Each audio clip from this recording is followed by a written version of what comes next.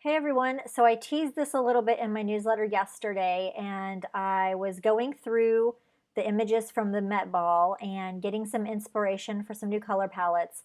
And this one just jumped off the screen at me of Lupita Nyong'o.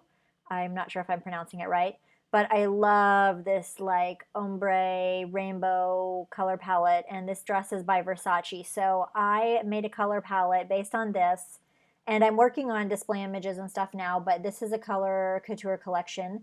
And I wanted to go ahead and make this available for members. So I've got 6 different versions of this gradient available for my Impressionist brushes, and then also for my wet paint brushes, and also a solid color palette to go with it.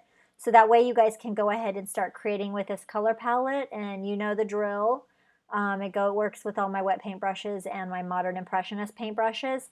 And here's just like a little preview.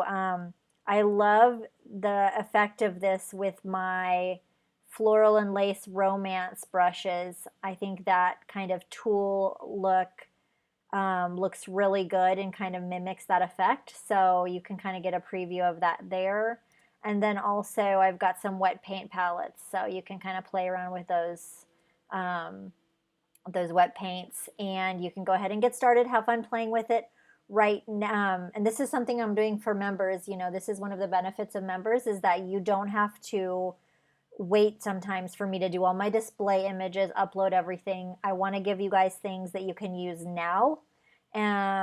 So while I'm finishing, while I'm making tutorials, while I'm making samples, you guys get to start playing. So I've got this in your instant access folder. The Impressionist patterns are in there, as well as the PSD, so you can sample the wet paint. And then also, don't forget, if you've synced up with my Design Pass library, I put the Photoshop document in there. So hopefully you guys enjoy that. And then I'm going to go work on a couple tutorials this afternoon to give you some ideas of what to use. And I'm thinking of doing like Mother's Day, some Mother's Day designs, either something specifically for Mother, or maybe just some like really cool artwork or something, some printable art. So let's see what I should make with this. If you have any suggestions on what I should make with this, just write them down below in the comments. All right.